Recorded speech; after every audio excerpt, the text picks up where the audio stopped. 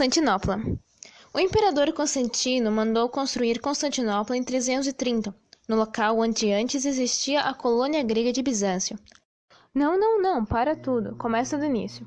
Com a divisão do Império Romano no ano de 395, foi formado o Império Romano do Oriente. Em 476, Roma foi tomada pelos germânicos, e somente o lado oriente conseguiu se manter com intensa atividade urbana e mercantil. Com o passar do tempo, a cultura dessa região começou a mudar. Até o grego substituiu o latim. Assim, nasceu o Império Bizantino, a comunhão entre valores orientais e greco-romanos, e a definição dos dogmas da Igreja Católica.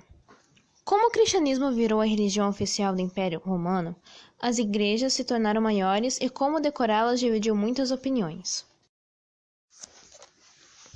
Enquanto uma parte do clero acreditava que as imagens lembrariam ídolos pagãos, a outra acreditava que os desenhos ensinariam os analfabetos, como a escrita ensinaria quem sabe ler. Venceu o lado que defendeu as imagens. Constantinopla. O imperador Constantino mandou construir Constantinopla em 330, no local onde antes existia a colônia grega de Bizâncio. Hoje é chamada de Istambul e ficava entre os mares Egeu e Negro. E para se assegurar ainda mais sua defesa, foram levantadas muralhas ao seu redor. Assim, ela resistiu por séculos a ataques. Por muito tempo, Constantinopla foi um centro próspero e florescente, com intensas relações comerciais, que se estendiam até o Extremo Oriente. A vida em Constantinopla. Graças à riqueza do Império Bizantino até o século XII, seus habitantes tinham um padrão de vida mais confortável que o povo da Europa Ocidental nesse período. Os serviços sociais, divididos entre Estado e Igreja, eram à base de impostos pesados. Enquanto os ricos tinham carne de porco, carneiro, aves e vinho, os mais pobres tinham pão de cevada, legumes, peixes, azeitona e mel.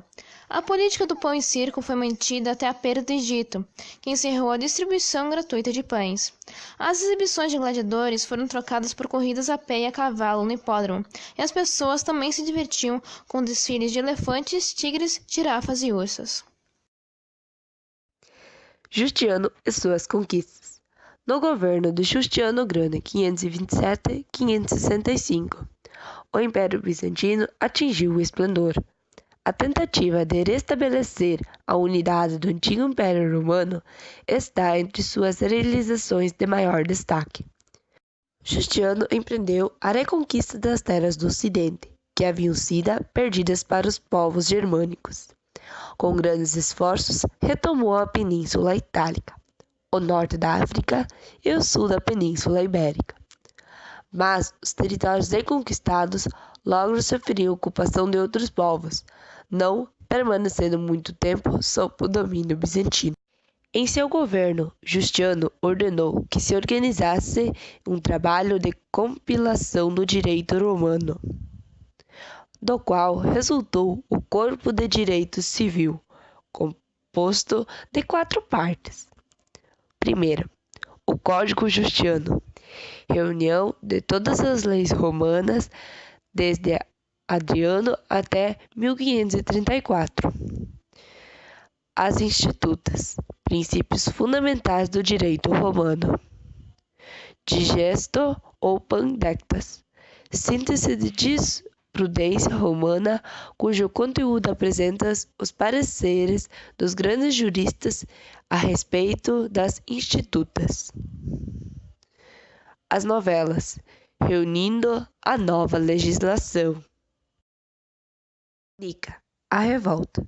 Em 532, Constantinopla foi atingida por uma revolta de grandes proporções, conhecida pelo nome de Revolta Nica, porque a população gritava a palavra vitória, que em grego é Nike. Iniciada no hipódromo, onde a rivalidade esportiva refletia divergências sociais, políticas e religiosas, a rebelião se propagou rapidamente por toda a capital. A população indignava-se, sobretudo com os altos impostos cobrados. Diante da gravidade da situação, Justiniano ameaçou fugir da cidade, mas foi impedido por sua mulher, Teodora. A revolta foi ferozmente reprimida pelo general Belisário. Estima-se que cerca de 30.000 pessoas tenham sido degoladas. Estado e Igreja. A partir do momento em que o cristianismo tornou-se a religião oficial do Império Romano, foram organizados concílios para definir seus dogmas. Aos poucos, a Igreja Católica foi se estruturando e reunindo em torno de si um conjunto de servidores, o clero.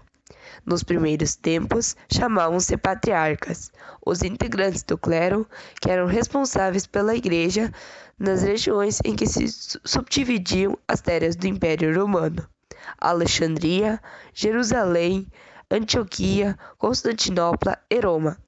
Posteriormente, o patriarca de Roma se autoproclamou Papa, pai de todos os cristãos.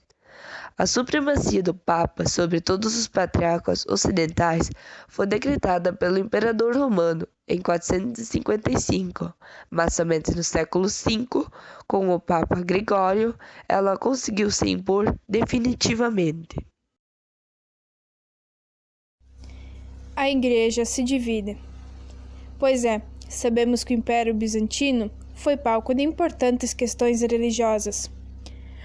Isso por reunir populações estreitamente vinculadas às culturas orientais. Nele, o cristianismo assumiu características peculiares. Havia também questões de ordem política e econômica.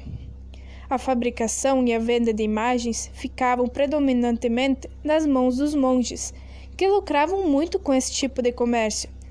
Isentos de qualquer tipo de tributo, os monges concentravam em seu poder grandes propriedades e grandes riquezas.